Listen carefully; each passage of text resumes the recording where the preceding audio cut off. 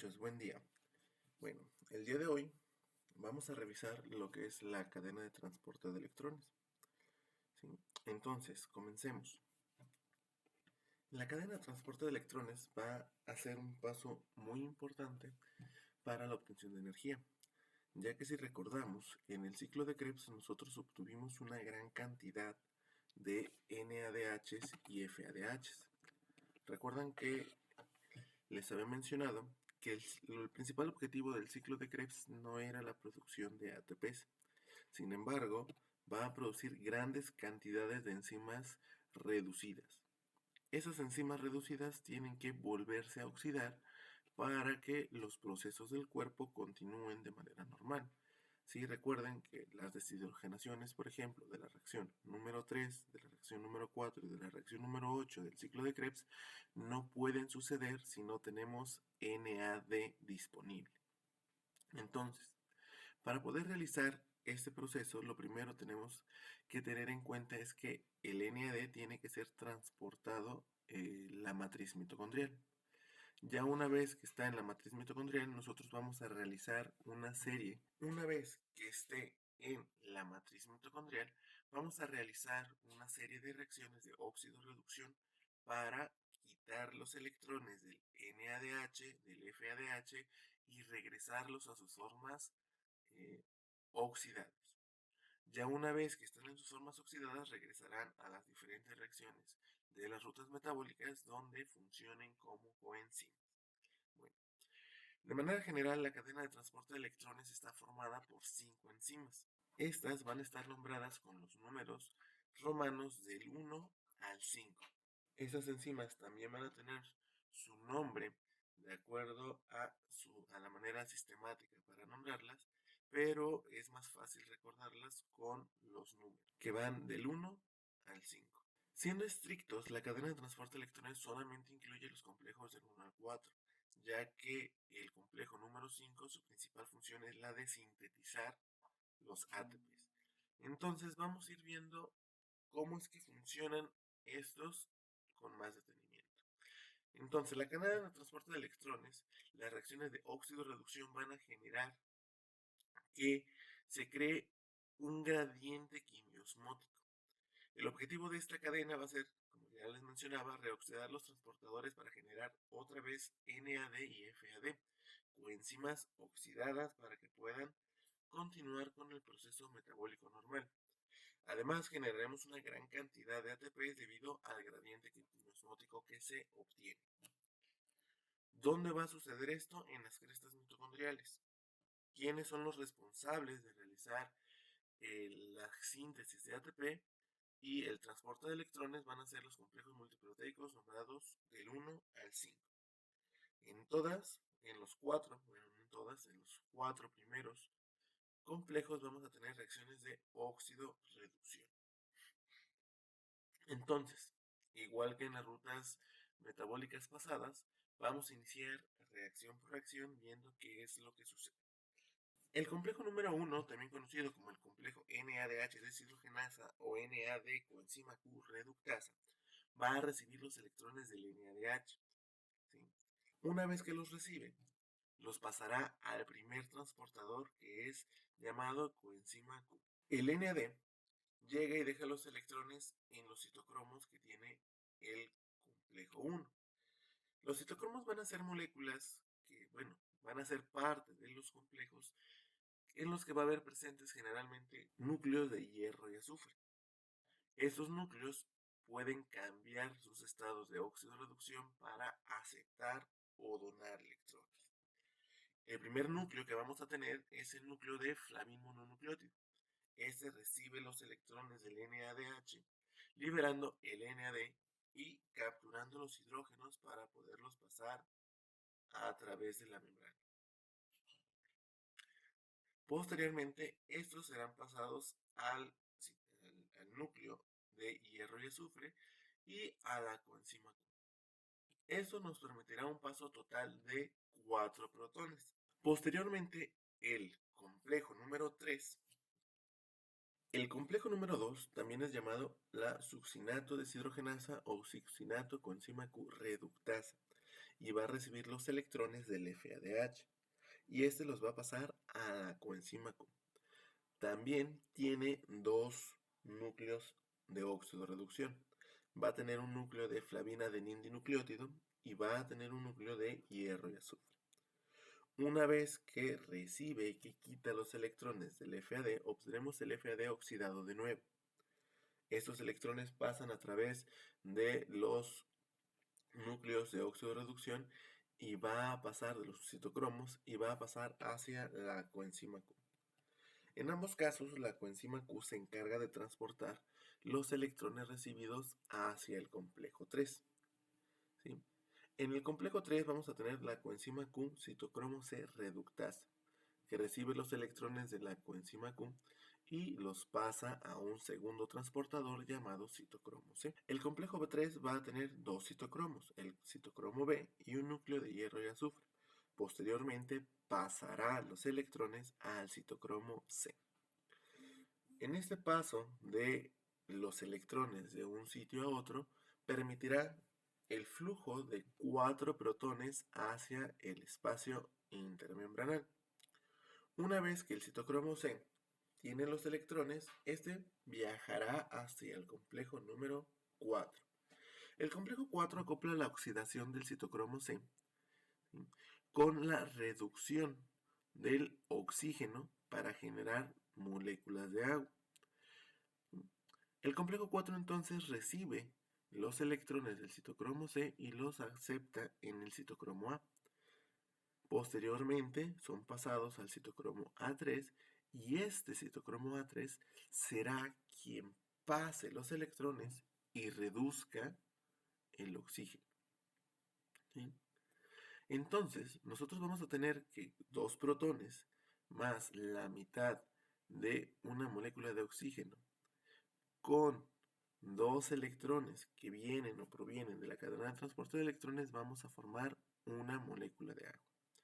Esta molécula de agua forma parte del agua metabólica que se forma día con día y se integra a las reservas de agua del cuerpo. Con esto, pues propiamente dicho, se termina la cadena de transporte de electrones, porque si se fijan, los electrones ya llegaron a su aceptor final, que es el oxígeno. El oxígeno tiene como función dentro del cuerpo aceptar estos electrones. Debido a esto es que nosotros necesitamos respirar. Respiramos para tener oxígeno suficiente y mantener los procesos de oxidación de las coenzimas siempre funcionando. Una vez que terminamos o que llegamos a esta parte del proceso, nosotros hemos transportado la cantidad de 12 electrones hacia la matriz mitocondrial. Ahora, en el complejo 5 nosotros vamos a tener un flujo, vamos a tener un canal por el cual los protones pueden regresar. Estos protones, cuando regresan del espacio intermembranal a la matriz mitocondrial, harán girar el complejo 5, también llamado ATP sintasa. Y mediante un proceso que es meramente mecánico, nosotros vamos a tener la formación del ATP. Cada vez que regresa un protón, gira un tercio de vuelta la ATP sintasa. De esta manera, cuando completamos una vuelta, nosotros generamos un ATP. Ahora, estas son mediciones teóricas. Nosotros vamos a tener que cuando regresan los 12 hidrógenos que fueron introducidos al espacio intermembranal gracias al flujo de los electrones que pasaron provenientes del NADH, cuando regresen nosotros vamos a obtener la cantidad de 3 ATPs. Cuando regresen los 8 protones que regresan del flujo de hidrógenos que generaron el FAD, vamos a obtener aproximadamente 2 ATPs. ¿Sí? Ahora, sin embargo, estas mediciones siguen siendo, o estos cálculos siguen siendo teóricos. Cuando nosotros obtenemos mitocondrias aisladas, o aislamos más bien mitocondrias de algunos patógenos, y se realiza la medición en los medios de cultivo, encontramos que hay una producción aproximada por cada mol de NADH de 2.5 ATPs y por cada mol de FADH 1.5 ATPs. Esto quiere decir que es un proceso que no se puede calcular de manera precisa. Y esto se debe a que hay un fenómeno que se conoce como desliz electrónico, que se presenta cuando nosotros regresamos los protones a través del complejo 5. ¿Sí? Imagínense que es una conglomeración, que son los pasajeros del metro de aquí de la ciudad de Guadalajara y están tratando de bajar todos a la vez. Entonces, existe la posibilidad de que dos protones entren al mismo tiempo a través del canal del complejo 5 y hagan girar la misma cantidad este, de distancia, es decir, un tercio de vuelta, dos protones. Y también existe la posibilidad de que no entre ninguno de los hidrógenos y que por simple inercia siga girando el complejo 5. Ahora, para fines didácticos y para fines de entendimiento y de facilidad para los cálculos, en las evaluaciones que realizarán y en los ejercicios, nosotros tomaremos como un valor para el NADH 3 ATPs y para el FADH 2 ATPs. ¿Sí? También son los valores que están presentes en varias literaturas. Dependiendo del autor y del libro que ustedes revisen, podrán encontrar que en algunos toman los valores que son un poco más exactos, que son 2.5 y 1.5, y en otros libros van a tomar los valores que facilitan los cálculos, que son de 2 para el FADH y de 3 para el NAD.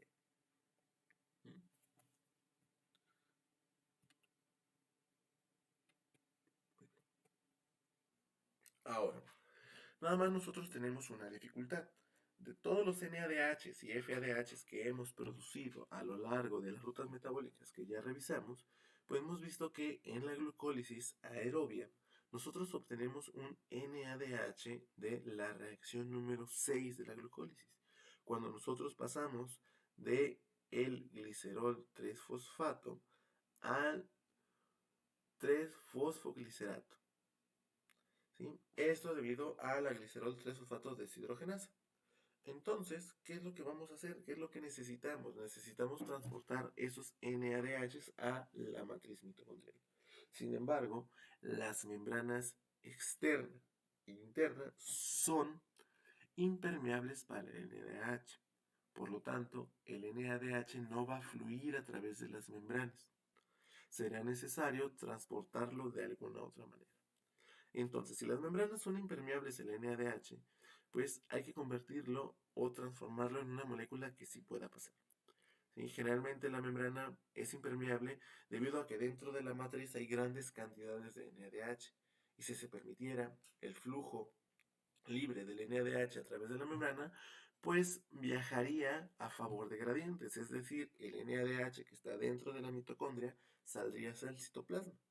Para evitar esto, la membrana es hermética al NADH. Para poderlo lanzar, nosotros vamos a necesitar unos sistemas que se conocen como lanzaderas.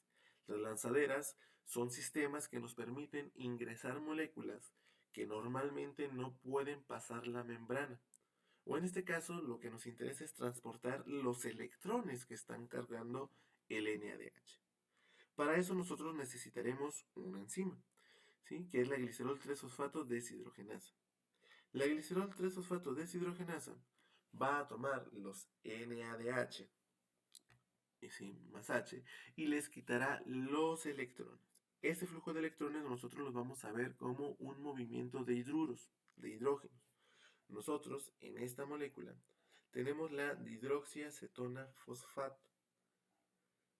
Esta dihidroxiacetona fosfato proviene de la reacción número 3 de la glucólisis, ¿sí? Cuando hacemos por medio de la aldolasa la división en dihidroxiacetona fosfato y en gliceraldehído 3-fosfato, pues podemos obtenerla. Una vez que tenemos la dihidroxiacetona fosfato, le pasamos los electrones del NADH y generamos glicerol fosfato. Si nosotros analizamos la molécula, el único cambio sucede en el carbono número 2, donde pasamos de un grupo cetónico a un grupo alcohol. ¿Sí? Tenemos el hidrógeno y el otro hidrógeno que fueron añadidos a la molécula. De esta manera pasa de hidroxiacetona fosfato a glicerol 3-fosfato. Ya que tenemos el glicerol 3-fosfato, este puede ser transportado a través de la membrana. ¿Sí? Una parte a través de la membrana. En la membrana mitocondrial nosotros vamos a tener de nuevo la glicerol 3-fosfato deshidrogenasa. Entonces, se fijan, nosotros tenemos dos variantes, una variante citosólica que se encuentra aquí del lado izquierdo de su pantalla y una variante mitocondrial que se encuentra al lado derecho de su pantalla. La variante mitocondrial va a tomar de nuevo los electrones del glicerol 3-fosfato y se los va a pasar al FAD, obteniendo FADH. De esa manera, el FADH puede pasar los electrones al complejo 2 y el complejo 2 posteriormente a la coenzima Q. De esta manera, pues si se fijan, nosotros pasamos del NADH al FAD. Hay un cambio de molécula transportadora de electrones. Ahora, esta lanzadera es menos eficiente porque nosotros pasamos de una molécula que nos genera 3 ATPs a una molécula que solamente nos va a generar 2 ATPs. Esta lanzadera se va a estar presente o se va a expresar en el músculo esquelético. Ahora, en otros tejidos como el corazón y el hígado, nosotros tenemos una lanzadera que es más eficiente, pero es un poco más compleja porque involucra lo que es el metabolismo de aminoácidos. Para eso nosotros vamos a necesitar varias enzimas. El objetivo va a ser el mismo, es introducir los electrones que vienen del NAD al interior de la mitocondria para que vayan a la cadena de transporte de electrones. ¿Cómo lo vamos a hacer? Bueno, vamos a tener la malato deshidrogenasa citoplasmática aquí en la izquierda de su pantalla, a la izquierda de su pantalla, y vamos a tomar oxalacetato. Este oxalacetato nosotros igual le vamos a hacer una hidrógenes, lo vamos a reducir, le vamos a pasar los electrones y lo vamos a pasar otra vez en forma de hidruros, le vamos a poner los hidrógenos. Vamos a pasar de oxalacetato a malato. Lo único que vamos a hacer, si se fijan, es agregar los electrones en el carbonilo que tenemos y vamos a generar de nuevo un grupo alcohol. Las membranas presentan poros para poder transportar el malato y el malato pasa libremente a través de la membrana. Una vez dentro de la mitocondria, nosotros con una de las enzimas presentes en el ciclo de Krebs vamos a pasar de malato a oxalacetato. Lo mismo que sucedía en la reacción número 8 del ciclo de Krebs. De esta manera nosotros vamos a generar un NADH. Le pasamos o le quitamos los hidrógenos de nuevo al malato, se los pasamos al NAD, generamos NADH y generamos otra vez oxalacetato. Ahora, el problema de esta lanzadera es que el oxalacetato no puede pasar libremente a través de la membrana. De nuevo tenemos la misma problemática. Hay grandes concentraciones de oxalacetato dentro de la matriz y si permitimos el flujo libremente, saldría a favor de gradientes y entonces la concentración de oxalacetato dentro de la mitocondria disminuiría. Entonces, necesitamos sacarlo de alguna manera. Y ahí es donde entra nuestra enzima, la aspartato aminotransferasa, que es esta que se encuentra aquí arriba. ¿Sí? Esta aspartato aminotransferasa lo que va a hacer es mover el grupo amino. Ahora, aquí el libro presenta un error. Esta flecha no tiene este sentido. Esta flecha va hacia acá arriba. Entonces lo que hace la enzima es que al glutamato le quita un grupo amino. ¿Sí? Es una transferasa, transfiere grupos amino. Al quitarle el grupo amino, el glutamato pasa a alfa-cetoglutarato. Y el oxalacetato, al ponerle un grupo amino, pasa a aspartato. El aspartato puede fluir a través de la membrana mitocondrial y el alfa-cetoglutarato puede pasar a través de la membrana a través de un poro. Una vez que estamos de vuelta en el citoplasma, en la parte izquierda de su imagen, el alfa-cetoglutarato, de nuevo por la aspartato aminotransferasa, volverá a tener un grupo amino. De vuelta, esta flecha es más fácil o es al revés, es más fácil de entender de esta manera. ¿Por qué? ¿Qué es lo que vamos a hacer? Ahora al aspartato le vamos a quitar el grupo amino. Si yo le quito el grupo amino al aspartato y se lo pego al alfa-cetoglutarato, nos vamos al glutamato. Y el aspartato sin ese grupo amino se convierte en oxalacetato. El glutamato igual puede pasar a través de poros, a través de la membrana mitocondrial y regresa a la matriz mitocondrial. Entonces, fijan, está relativamente sencillo, ¿sí? Nada más es estar viendo cómo es el flujo. Ahora, esta no está como que tan fácil de entender en este punto porque aún no hemos revisado el metabolismo de los aminoácidos y a lo mejor esta parte, la parte de arriba donde nosotros vemos los cambios o las transferencias de grupos aminos, pues nos falta entender. Sin embargo, lo que debemos de remarcar en este apartado es que vamos a pasar los electrones que pasaban o que vienen del NADH provenientes de la glucólisis al interior como NADH, por lo cual es un proceso altamente eficiente. No hay pérdida de energía. Pasamos de NADH a NADH teniendo o manteniendo la producción de ATPs igual. Una vez que ya están los NADHs dentro de la matriz mitocondrial, pues pueden ingresar a la cadena de transporte de electrones. En este caso, siendo NADH, va a irse al complejo número 1. Entonces, este proceso es de suma importancia y va a poderse regular, ¿sí? Sin embargo, hay que hacer una aclaración aquí. Si se detiene, nos morimos. ¿Sí? Este es un proceso que va a generar una gran cantidad de ATPs. Por lo tanto, es necesario que todo el tiempo funcione. Y la velocidad va a depender de tres factores. La relación que exista entre ADP y ATP, la cantidad de electrones disponibles y la cantidad de oxígeno. Entre más ATPs haya, la velocidad va a ser más lenta.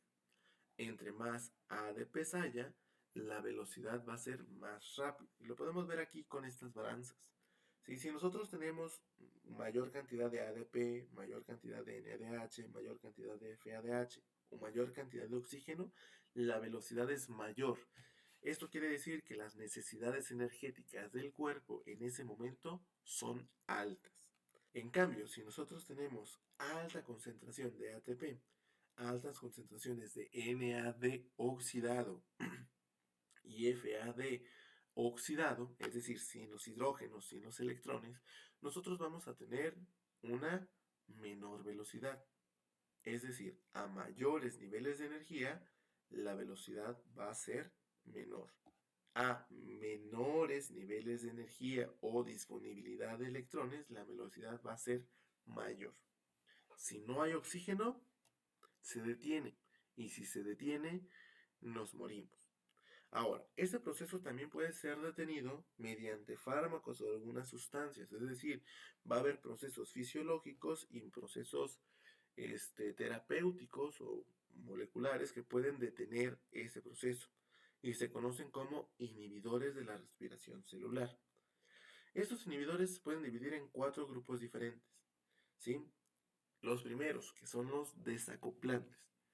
Los desacoplantes lo que nos van a ayudar es eliminar el gradiente de protones que se generó gracias a la cadena de transporte de electrones.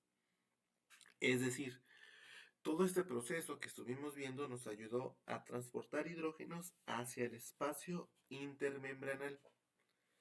Esto provoca que se acumulen, que exista una mayor proporción, y por un gradiente osmótico, es decir, por gradientes de concentración, regresan a través de la ATP sintasa, generando la producción de ATPs.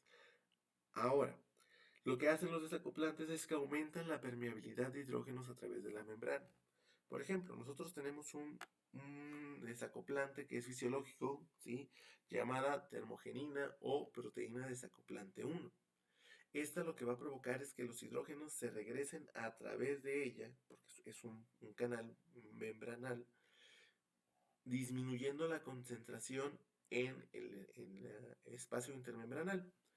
Pero al regresar no produce energía en forma de ATP. Sin embargo, al ser un canal un poco más estrecho, provoca fricción y esta fricción genera calor. Esta proteína desacoplante 1 está presente en el tejido adiposo marrón o café, ¿sí? Provocando el incremento de la temperatura cuando nosotros tenemos este gradiente de hidrógenos. Este tejido adiposo marrón es importante en procesos como la termogénesis, ¿sí? Que nos ayudan a mantener nuestra temperatura corporal cuando la temperatura ambiental es baja, ¿sí? Por ejemplo en invierno. Ahora, es tanto el efecto que tiene que, por ejemplo, hay estudios que han demostrado que trabajadores que realizan sus actividades en la intemperie en países como Alaska van a poder utilizar hasta la energía, van a poder utilizar la energía de hasta 5 kilogramos de grasa al año solamente para mantener su temperatura corporal. ¿Mm?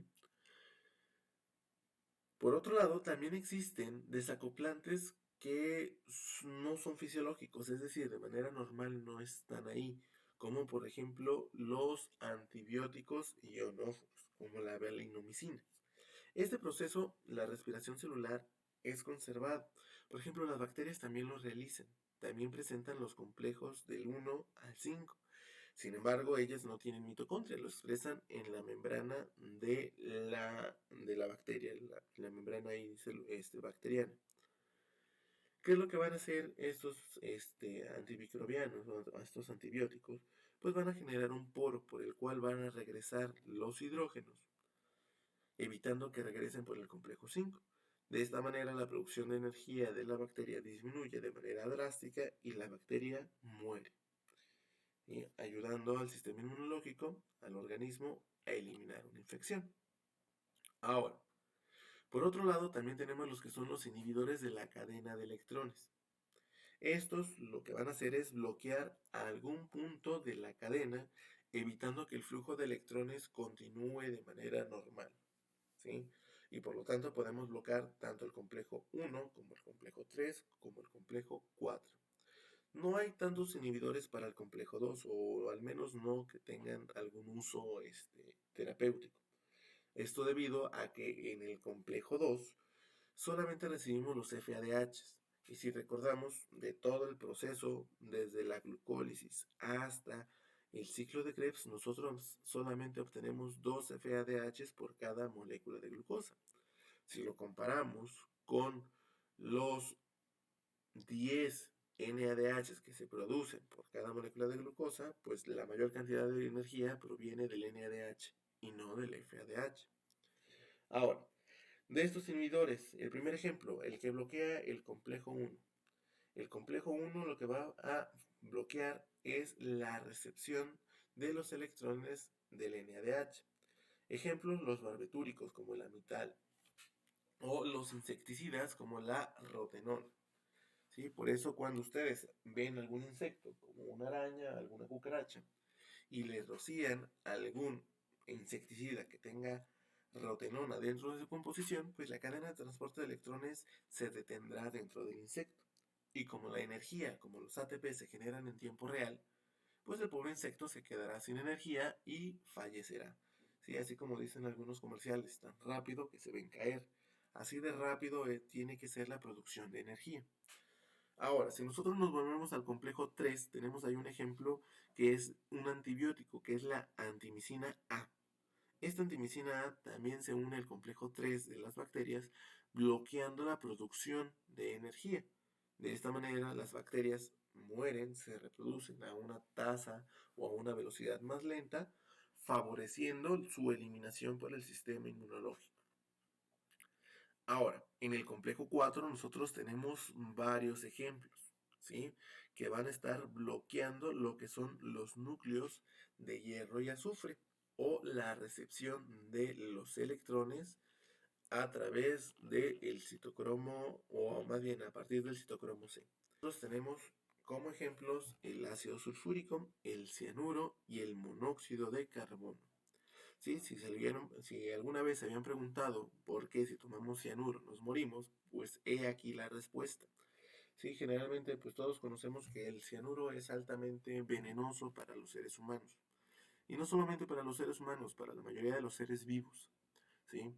Todos recordarán aquellas historias de la Guerra Fría, de la época de los espías, que todos los espías traían, los espías rusos, alemanes de la Unión Soviética, traían una pequeña cápsula con cianuro en alguno de sus piezas dentales, en alguno de sus molares, y cuando eran atrapados, estos rompían la cápsula, liberando el cianuro y deteniendo la producción de energía, provocando la muerte del espía.